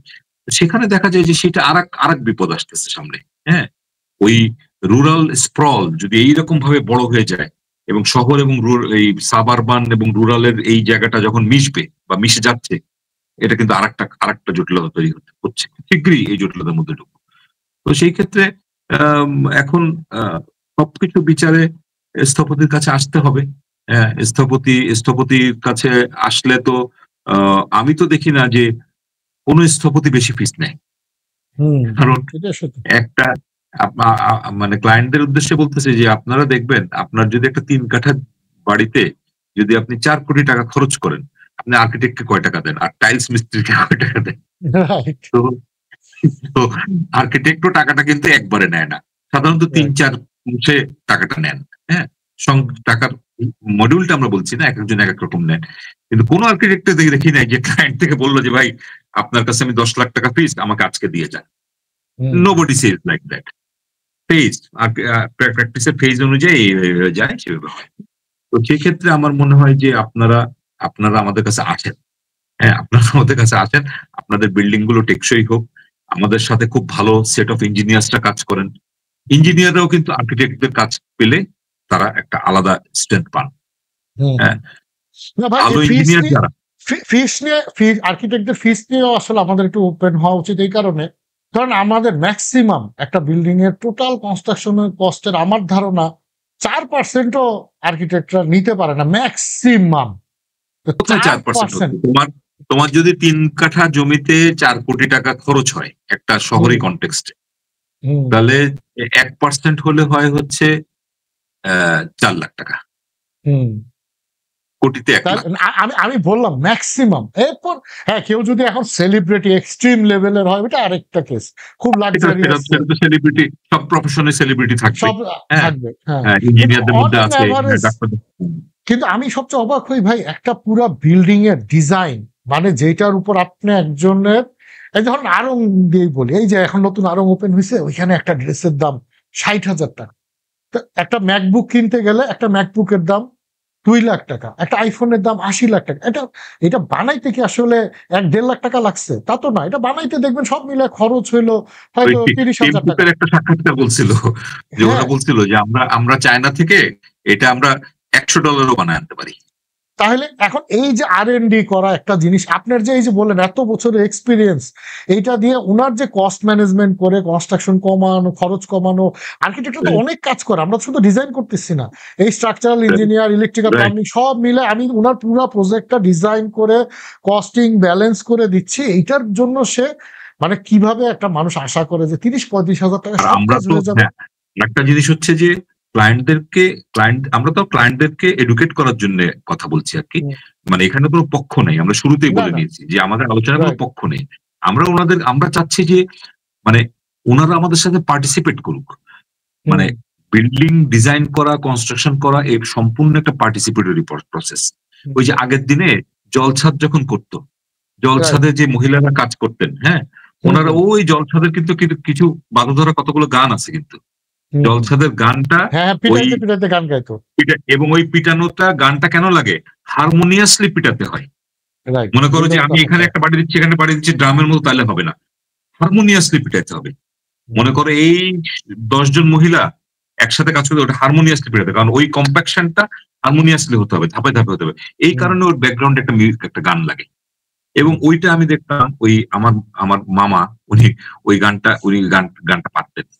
উনি যখন ওনার ঘর যখন তৈরি করছেন, 2.5 কাঠা ছোট্ট প্লট, উনি বলে আমি এগুলো জানি। আমি বললাম আপনি করবেন কি করে? বলে আমি, আমার লোক আছে, আমি ধরে নিয়ে আসবো। তারপর উনি ওদেরকে আবার ট্রেন করে। আমি বললাম আপনার এই যে ট্রেন করলেন, গান শিখলেন, এগুলো করলেন, সব মিলে আপনার খরচ কত পড়লো? আর আপনি যারা পারে তাদেরকে আনলে খরচ কত? বলে যে, তারপর আমার বলতেছে সন্ধ্যাবেলায়, বলে যে না, খরচ তো আমি আসলে মনে কর বেশি বাজাইতে পারলাম না। শুধু মাঝখান থেকে আমার এই সমস্ত এটা সেটা বিভিন্ন লোককে ট্রেন আপ করা, মানে যেটা হয় পরিচিত লোককে দিয়ে এটা করানো। তো আমি বলছি যে টেকনিক্যাল পার্সন, সে যে লেভেলেরই হোক, ওই যে গ্যারেজ মেকানিক যে ছেলেটা, ও জানে যে একটা নাট কোথায় কতটুকুতে যে টাইট দিয়ে শেষ করতে হবে, একটা নাটকে কতখানি বেশি প্যাচ দেওয়া যাবে কিনা, এর বেশি দিতে হয় না। ওই যে ইদানিং দেখলাম এক ধরনের নাট মেকানিক্স আসছে, তুমি দেখবা যে হ্যাঁ, ম্যাগনেটিক প্রেসার দিলে এখানে একটা ডিজিট ওঠে যে কত শক্তি তুমি প্রয়োগ করছো, এবং ওখানে থেমে যাবে। এর বেশি দিলে এটা কেটে যাবে, এর কম দিলে এটা খুলে যাবে। তো ওই জিনিসটা কিন্তু ওই গাড়ির গ্যারেজেই হয় বা মোটরসাইকেলের গ্যারেজেই হয়। তো এই কারণে যার যার প্রফেশনাল জিনিস তার হাতে ছেড়ে দিলেই ভালো। তাহলে আপনি ক্লায়েন্ট, আপনি সেফ অ্যান্ড সাউন্ড ঘুমাবেন। এখন প্রশ্ন আছে, এখন কথা আছে যে আমরা নিজেদের যে এত ঢোল বাজালাম, এবার নিজেদের বদ জায়গাগুলো ক্লিয়ার করা উচিত। খারাপ জায়গাগুলো কিন্তু খুব ইম্পর্টেন্ট। আমরাও কিন্তু অনেক সময় কমিটমেন্ট রাখতে পারি না। আমরা স্থপতিরা ওভারবার্ডেন হই, হয়তো কাজ অনেক বেশি, আমরা কমিটমেন্ট রাখতে পারি না। এবং যদি কোনো স্থপতি, ডক্টর, ইঞ্জিনিয়ার কেউ যদি অসৎ হন, তাহলে তো ভয়ঙ্কর অবস্থা, তাহলে তার বলার অপেক্ষা রাখে না। এবং এরকম এক্সপিরিয়েন্স যে ক্লায়েন্টদের নাই, এটাও আমরা বলতে পারবো না। নিশ্চয়ই আছে, কারো কারো ক্ষেত্রে এরকম নিশ্চয়ই আছে। তবে যেহেতু একটা হিউজ ইনভেস্টমেন্টের একটা ব্যাপার, এখানে সাধারণত স্থপতিরা সততার সাথে, নিষ্ঠার সাথে কাজ করেন, আর কখনোই আসলে একা কাজ করেন না। আমাদের একটা team, civil engineer, plumbing engineer, electrical engineer, এবং এই টিমওয়ার্কে, এবং ক্লায়েন্টদের এটা বুঝতে হবে, এই টিমওয়ার্কে কিন্তু আর্কিটেক্ট লিড করেন।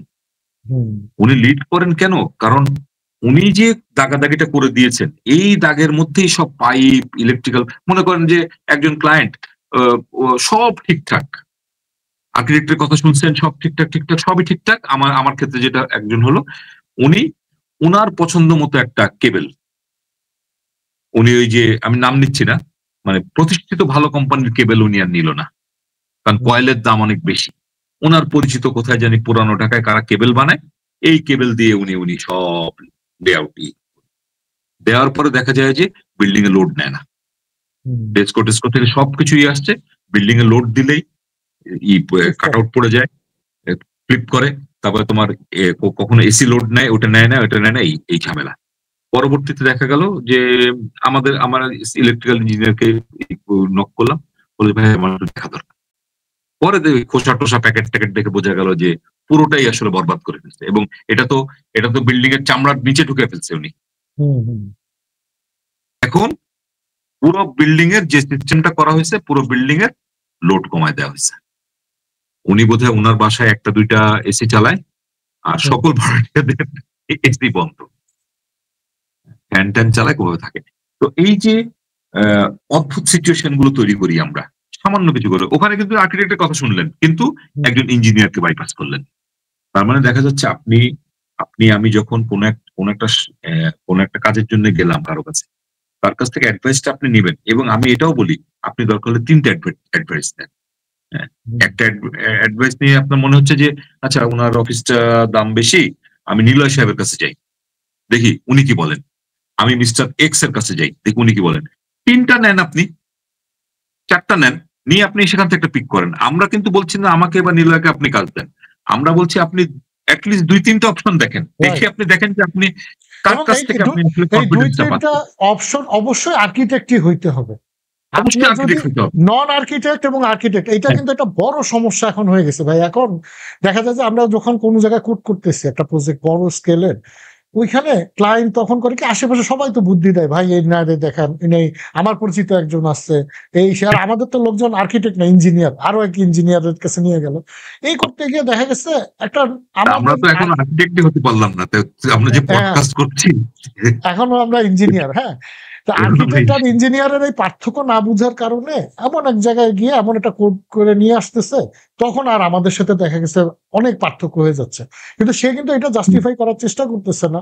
এইটার সমস্যাটা হচ্ছে কি ভাই, যে বললাম প্রপার লার্নিং এর ব্যাপারটা, এইটার এই পুরো দোষটাই আসলে আমাদের আর্কিটেক্টদের। এই 55-52 বছরে আমরা ক্লায়েন্ট গ্রুপ আলাদা করে ফেলছি, আমরা এর ছাড়া কাজ করি না, উপায়ও নাই আসলে, বাকিরা তো টাকা দিতে চায় না, পেট তো চালাইতে হবে। কিন্তু প্যারালালি যদি অ্যাটলিস্ট কিছু জায়গায় আপনি একটা জিনিস দেখেন ভাই, মফস্বল এরিয়াতে এখন তো প্রচুর স্কুল হচ্ছে, ঢাকার বাইরেও তো স্কুল আছে। আমার একটা জিনিস মাথায় ধরে না, এই যে স্কুলগুলাতে যে ছেলেপেলে গুলা বের হয়ে ফার্স্ট টার্গেট কি ঢাকায় চলে আসবো, ঢাকায় এসে এখানে একটা ফার্মে প্র্যাকটিস করবো, ঢাকায় একটা অফিস দেবো। কারণ যার যেই এলাকায় সে পাশ করতেছে, ওইখানে যদি একটা নর্মাল ইঞ্জিনিয়ার অথবা ডিপ্লোমা কাজ করে, তুমি ওই জায়গায় আর্কিটেকচারটারে একটা দুইটা প্রজেক্ট করে দেখাও মানুষের যে হ্যাঁ আমার এই আর্কিটেক্ট দিয়ে করাইলে বিল্ডিংটা এরকম হয়।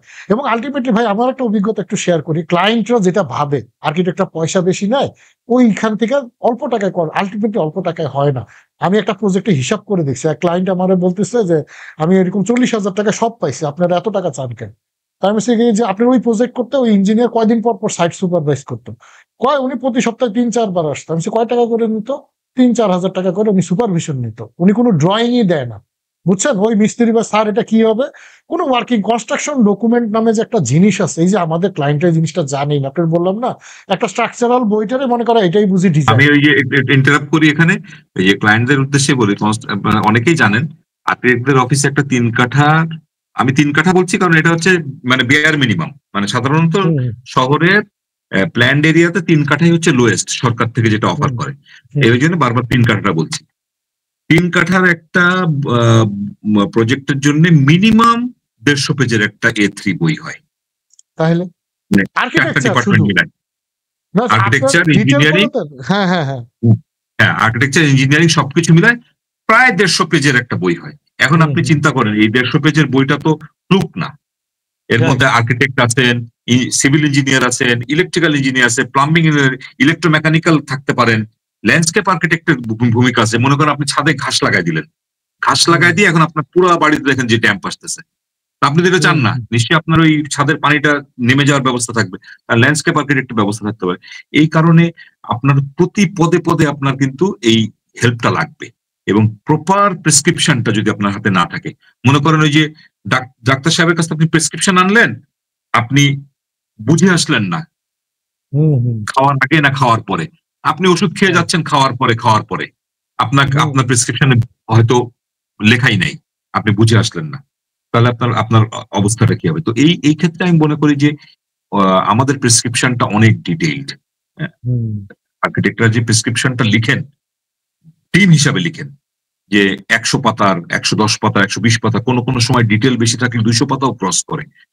তো এইটার মধ্যে তাহলে ম্যাটেরিয়াল গুলো আপনারা একটু দেখেন, এবং আপনি দেখবেন যে আপনার বইটা যত বেশি ডিটেইল করা আছে, আপনার কন্ট্রাক্টর, আপনার মিস্ত্রি, তারা তত খুশি হয় আপনার ব্যাপারে, এবং ওনার তো অনেক টাকা সেভ হয় ভাই, এবং আপনার অটোমেটিক্যালি সাইট ভিজিট এবং অন্যান্য জটিলতা কমে যায়, আপনার ডিজাইন অপটিমাম হয়ে আসে। কারণ আপনি জানেন যে আপনার বারান্দা, আপনি মনে করতেছেন যে আচ্ছা বানাও, দেখি রড বাইরে করে রাখো, বারান্দা আমি পরে দেখ মনে যে কি করা যায়, এগুলো কিন্তু রং একটু। হ্যাঁ, বাচ্চা বড় হোক তখন দেখুন কি করা যায়। রুম করার পর বুঝে যে রুম ছোট হয়ে গেছে, আবার ভাঙে, আবার ওয়াল পিছায়, বাথরুম করার পর বুঝে লাইট ঢুকতেছে না, জানালা ছোট হয়ে গেছে। এই যে জিনিসগুলো, এগুলো তো সব গুছায় নিয়ে শুরু করলে মিস্ত্রির কিন্তু লাভ হইতেছে ভাই। একটা জিনিস দেখেন, এখানে ক্লায়েন্ট ঠকতেছে কিভাবে। একটা মিস্ত্রি ভুল ড্রয়িং এর উপরে কাজ করলো, ও একবার ভাঙলো, আবার বানাইলো, প্রতিদিন হাজিরা আছেই, মিস্ত্রি হাজিরা তো নিচ্ছে।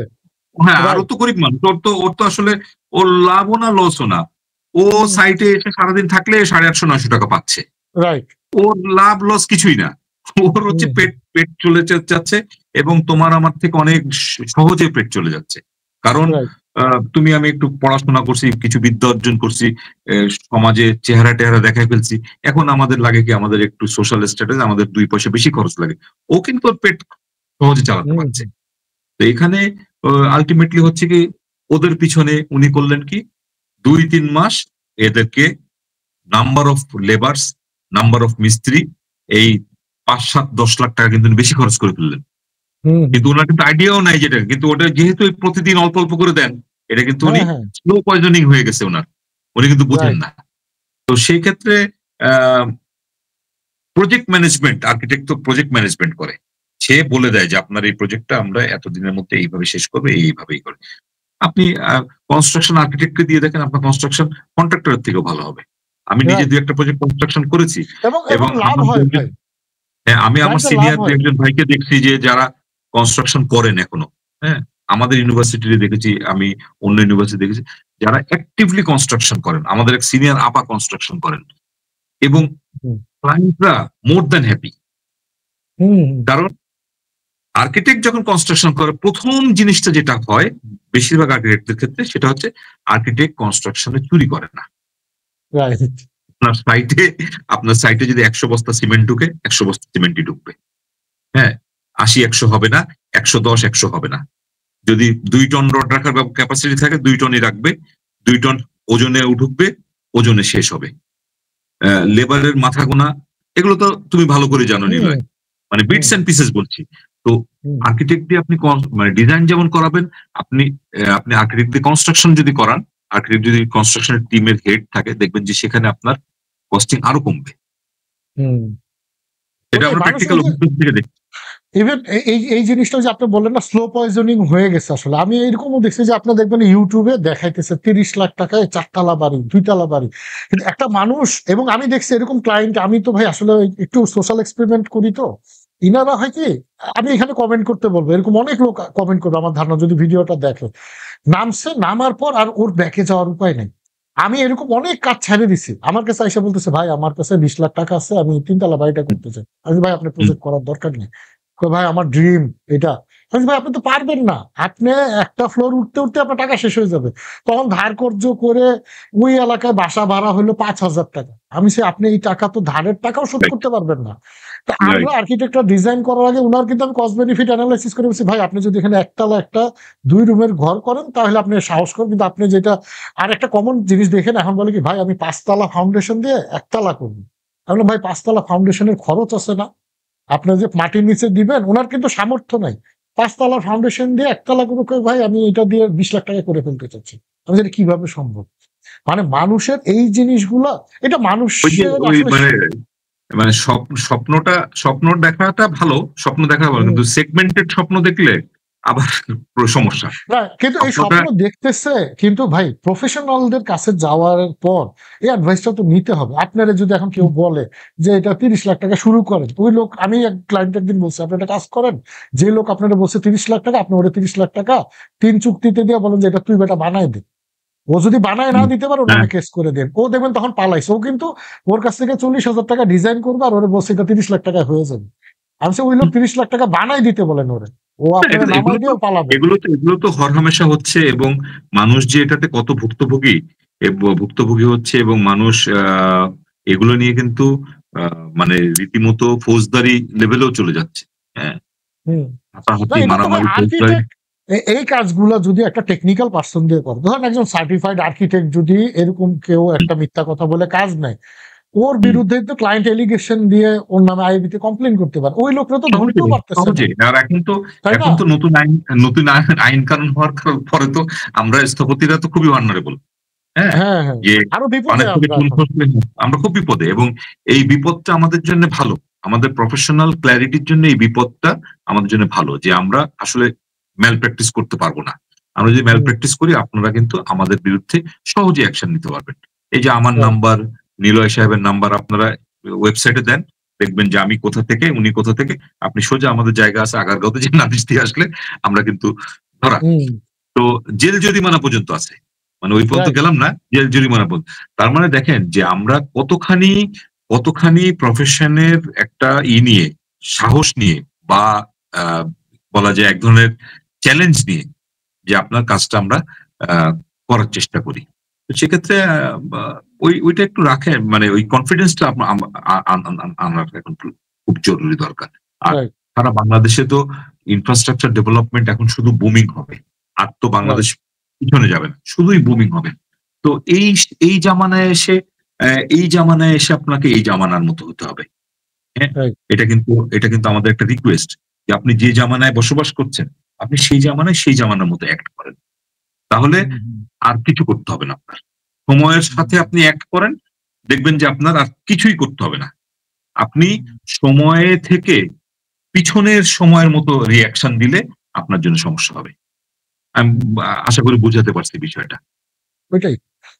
যাক অনেক কথা হলো। এখন যেটা হলো ভাই আর্কিটেক্টরা ডিজাইন করলে বিল্ডিং, ওই যে আপনি একটু আগে একটা কথা বললেন না, পানাম নগরে যাচ্ছি, মুঘল হুম। আর্কিটেকচার দেখতেছি। এখন তো আমাদের বিল্ডিং হয়তো হেরিটেজ হবে না, কিন্তু এই যে আপনি বললেন টেকনোলজি চেঞ্জ হচ্ছে দিনে, দিনে। একটা বিল্ডিং হেরিটেজ হওয়ার দরকার না। ওই দেখো যে আপগ্রেড প্যারিসে করার প্যারিসে অপশনটা যায় থাকতে মানুষ হবে। দেখতে, আরবান। হুম, এই শহরের মধ্যে হেঁটে হেঁটে যায়।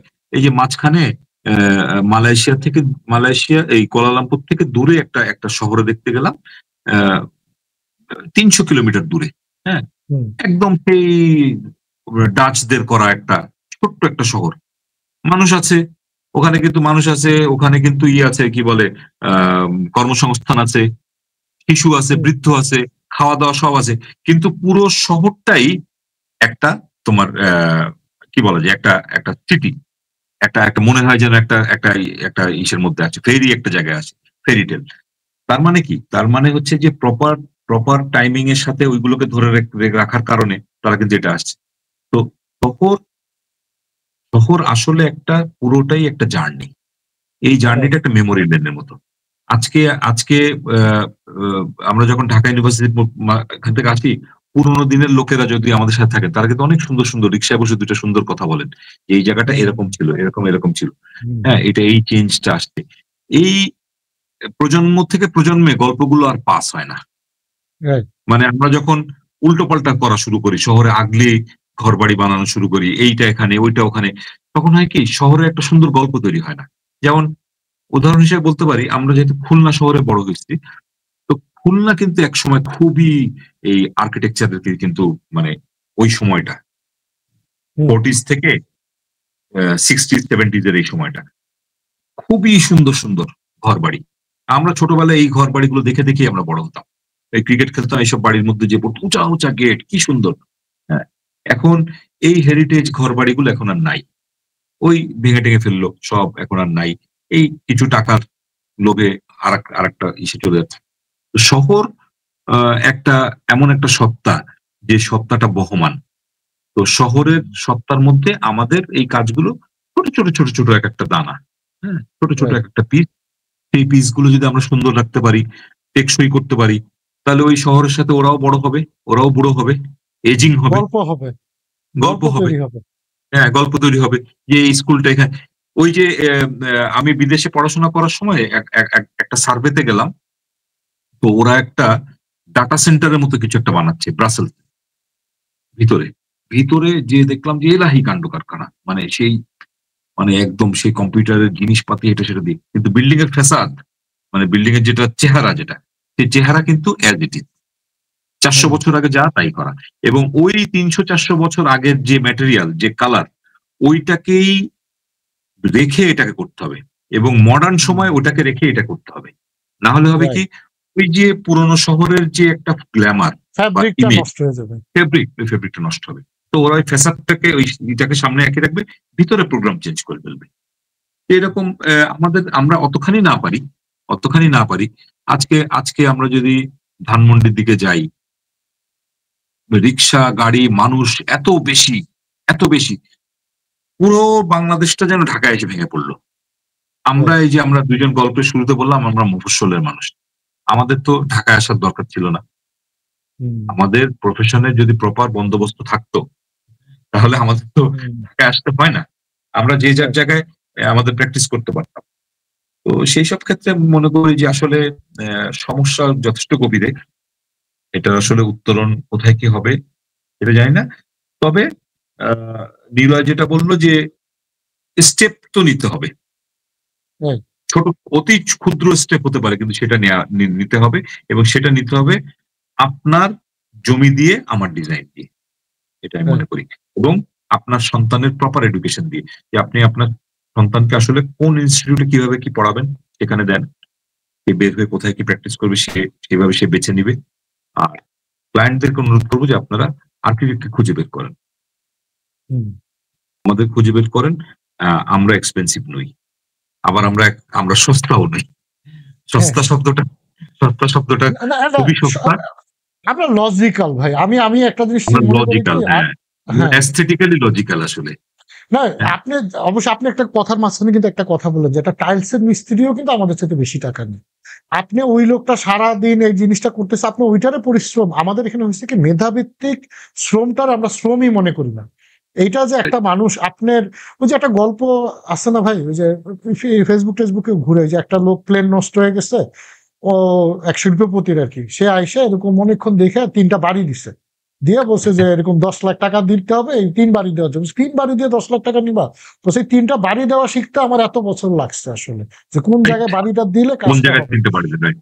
ভেরি ট্রু, এখন ভেরি এই ট্রু। জিনিসটা আমাদের যে এক্সপেরিয়েন্স গুলা মানুষের যে এই সময় এই যে এত কসলাইলাম আমি আর আপনি মিলা, হ্যাঁ? আননেসেসারি কসলানো যদিও জানি না কতটুকু কাজে। কিন্তু এই যে আমরা সময় দিয়ে আর্কিটেকচার নিয়ে পড়ি, এই যে আর্কিটেক্টরা যে এই চর্চাটা করে, এইটার রাইট। এটা তো মূল্য দিতে হবে। ওই আইফোনের মতোই কিন্তু ভাই খরচ আসলে ১০,০০০ কিন্তু R&D র কস্টটা কে দিবে? তাহলে তো আমার আর ভাই ওই একটা ৫ কাঠা ডিজাইন করে আমি এটা কপি করতে থাকতাম। আমার সারা জীবনে আমার একটা ৫ কাঠা, একটা ৩ কাঠা, আবার একটা আবার হইলে হয়ে হ্যাঁ, যেত। সেটা ঠিক আছে। মানে এখানে রেগুলেটরি বডি তার বিভিন্ন রকম ডিসিশন আছে। পৃথিবীর অনেক দেশে আছে প্রোটোটাইপ। হোক প্রোটোটাইপ, হুম। সব তো আবার প্রোটোটাইপ হবে না। ঘটনা একটা হবে না। প্রোটোটাইপ তো হতেই পারে। হলো, মানে মাইলের পর মাইল প্রোটোটাইপ আছে পৃথিবীর অনেক দেশে, হোক। আবার কিছু কিছু জায়গায় ডিজাইন করতে হবে। তো প্রোটোটাইপের পিছনেও তো আর্কিটেক্ট লাগবে। রাইট। হ্যাঁ? আরেকটা তো জিনিস এই ভাই ওই যে আপনার রেগুলেশন লাগবে। শক্ত রেগুলেশন এর রেগুলেশন লাগবে। এখানে আসলে এটা নিয়ে আরেকদিন আপনার সাথে আমরা ওই যে আরেকটা পডকাস্টে একদিন আসবো। এইটাতে আমার একটা বিরাট কথা আছে। এই যে ড্যাপ এগুলা নিয়ে তো আমরা বিভিন্ন সময় কথা বলি। এই মাস্টার কনফিডেন্স প্ল্যানিং একটা এক্সচেঞ্জ তোমার শহরের এটা। হয় না। রাইট, হুম, এইটা করা দরকার ছিল একটা পুরো দেশটার। এই যে এখন সংস্কার হচ্ছে, this is the hmm, time, আমি মনে করি এখন প্রপার টাইম যে পুরা বাংলাদেশের আসলে মাস্টার প্ল্যান করা দরকার। আপনি এখন ইকোনমিক্যালি যে বুমটা হচ্ছে ভাই, আমাদের ঢাকায় এক টাইপের প্যাটার্ন, আমার হোম ডিস্ট্রিক্ট তো কুমিল্লা, আমি দেখতেছি হুম, ওই জায়গায় মেজর একটা গ্রুপ দেশের বাইরে চলে যাচ্ছে এবং they are earning a lots of money.